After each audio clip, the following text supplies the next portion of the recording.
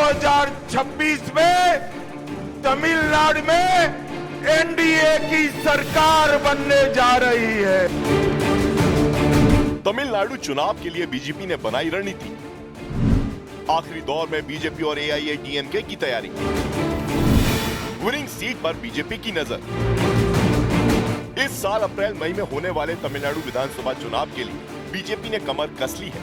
एआईएडीएमके के साथ अपने गठबंधन को आखिरी रूप देने के लिए बीजेपी कोर कमेटी की बैठक हुई।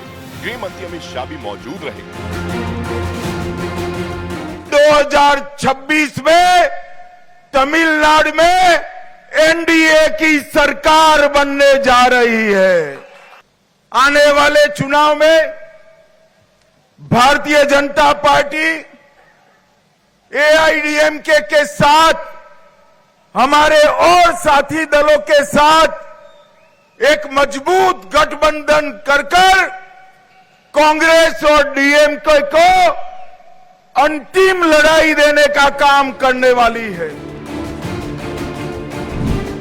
सूत्रों के मुताबिक बीजेपी कोर कमेटी की बैठक में तमिलनाडु की 234 विधानसभा सीटों में 120 पर चर्चा हुई। जानकारी मिली है कि तमिलनाडु विधानसभा चुनाव में बीजेपी का पूरा फोकस विनिंग सीटों पर है।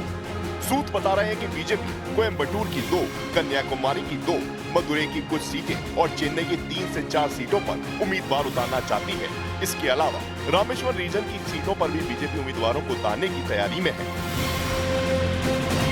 सूत्रों के मुताबिक तमिलनाडु विधानसभा चुनाव के मद्देनजर जो कि बीजेपी और पन्नीरस्वामी गुट के बीच हो रहा है, उससे पहले यही कोशिश है कि पन्नीरसेल्वम गुट और दिनाकरन का गुट भी उनके साथ एनडीए में आ जाए। फिलहाल ये दोनों एनडीए के गुट में नहीं हैं।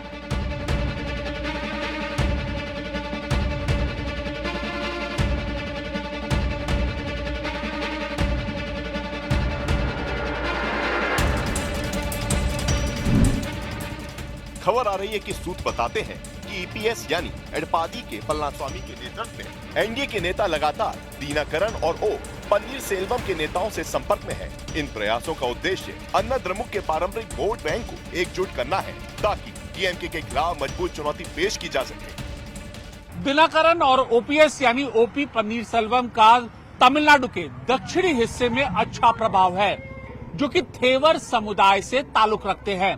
अगर ये दोनों एनडीए के धड़े में आ जाते हैं तो तमिलनाडु के विधानसभा चुनाव में एनडीए की जो परिस्थिति है वह और ज्यादा अच्छी हो सकती है। बीजेपी की कोर कमेटी की बैठक में इन्हीं बातों पर चर्चा होने की खबर है, क्योंकि तमिलनाडु में चुनाव नजदीक है और बीजेपी दक्षिण के मजबूत किले तमिलनाडु को भेजना चाहती है।